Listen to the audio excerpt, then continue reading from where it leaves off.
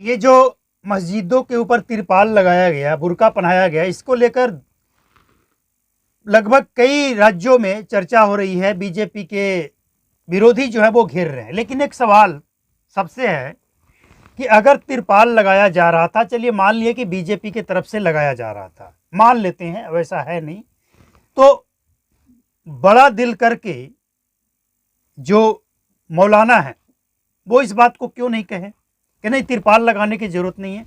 अगर रंग पड़ भी जाए तो क्या दिक्कत है भैया, हम तो गंगा जमुना तहजीब वाले लोग हैं, दिक्कत क्या है।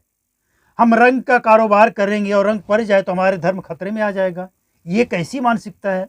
लेकिन वहां की जनता ने, संभल की जनता ने और पूरे देश की जनता ने इन लोगों को जो सवाल उठा रहे थे उनको और कुछ चमचों को वहां की जनता ने करारा जवाब दे दिया है। एक साथ नमाज, एक साथ होली और दोनों मिलकर जब खेले तो ये पूरी दुनिया के लिए एक मैसेज है कि राजनीति करने वाले चाहे जितना राजनीति कर ले, चाहे वो हिंदुओं का नेता, मुसलमानों का नेता, सबसे बड़ा नेता बनने का प्रयास कर लें, लेकिन हमें आपस में कोई मतभेद नहीं है और आगे भी नहीं रखना है।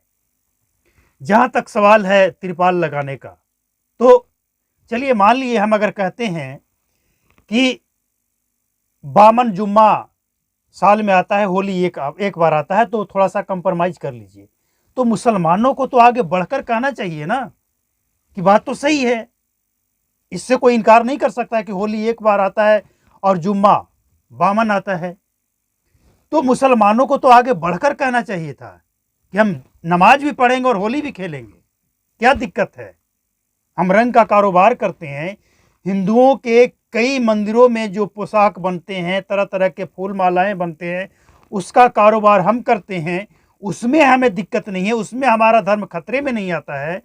तो फिर होली खेलने में धर्म खतरे में आ जाएगा, ये कैसी मानसिकता है भैया। उन्हें भी तो आगे आकर बयान देना चाहिए था ना, लेकिन नहीं। सबसे बड़ी बात, ये जो नेता है ना, जो मुसलमानों का सबसे बड़ा नेता अपने आप को साबित करने में लगे हैं, इन्हीं लोगों के कारण देश में आज इस तरह के हालात पैदा होते हैं। अब ये जो कहा गया कि थोड़ा कंप्रोमाइज कर लें, क्यों? क्योंकि पिछले कुछ दिनों में ऐसी स्थिति देखने को मिली, जगह जगह हिंदुओं के जो जुलूस निकलते हैं उस पर पथराव। क्यों भैया, आप जो मर्जी करो, हमें कोई दिक्कत नहीं है, लेकिन हमारे पर्व त्योहारों से आपको क्यों दिक्कत है। लेकिन ऐसा सब नहीं है, कुछ लोग, चंद लोग ऐसे हैं, और चंद लोग जानते हैं कौन है, इन नेताओं के ही कुछ दोगले लोग हैं जो आपस में मिलकर रहे ऐसा नहीं चाहते हैं, ये भेद डालना चाहते हैं। अनुज चौधरी के ऊपर काफी चर्चा हुआ। अनुज चौधरी ने क्या कहा, उनके कंधे पे जिम्मेवारी है, अगर वो कुछ नहीं करते तो यही लोग कहते कि प्रशासन क्या कर रहा है, प्रशासन की जिम्मेवारी क्या है।